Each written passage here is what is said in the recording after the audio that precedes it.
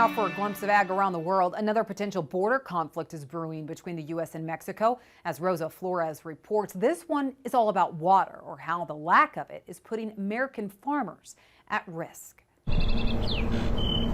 Just turned 71 and growing citrus. That's always been my passion. Jose Silva, a citrus grower in the Rio Grande Valley of South Texas, takes us to a grove he hasn't irrigated since January. Well, this grove is about 25 years old. To show us how his life's work could be in peril due to lack of water.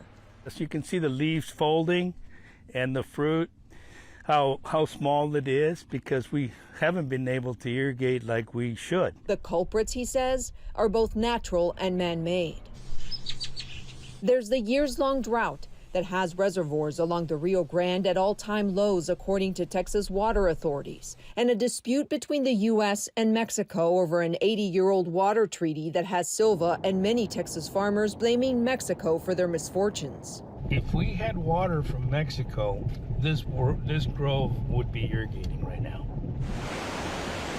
I'm in South Texas. Under the 1944 treaty, Mexico, which you see over my shoulder across the Rio Grande, owes the U.S. about 390,000 Olympic-sized swimming pools of water so far this 5-year cycle, which ends October 2025.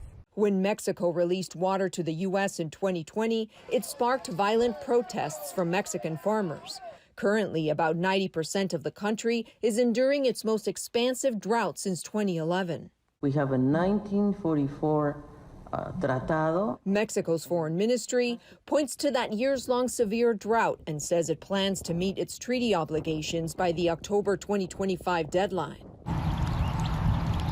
But it's too late for some farmers. Not only have some citrus growers pulled and burned their wilted groves. When you see this, it's just heartbreaking.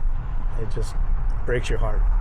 The entire South Texas sugarcane industry is dead, forcing the state's only sugar mill, a $100 million business that employed more than 500 people, to close in April, according to this man. Do you blame Mexico?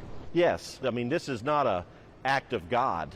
This is a man-made situation. Tudor Yulhorn is the chairman of the Rio Grande Valley Sugar Growers. So is this equipment going to be sold?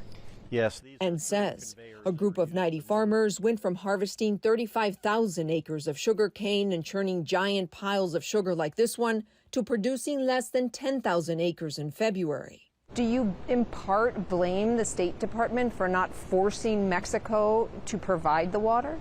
It's definitely the fault of the State Department, because this has occurred under Republican administrations and it's recurring right now under a Democratic administration. You start to feel like maybe the State Department doesn't care about you very much. The State Department tells CNN that the agency continues to urge Mexico to make water deliveries and continues to work with Congress to resolve the issue. We have to check with the water districts. We're in a crisis. It's at meetings like these that Jose Silva advocates for the water he needs to save his wilting groves. Is there something that maybe you guys can do to... But after much discussion... And I'm sorry we couldn't come up with a better solution for you, but... The outcome was, there's no water. Could this mean that some of your groves die? There's a good chance, yes. It's really heartbreaking. It really hurts. It really does. Thank you, Rosa. Well, is there any hope left in the corn market? Chip's Corner is next.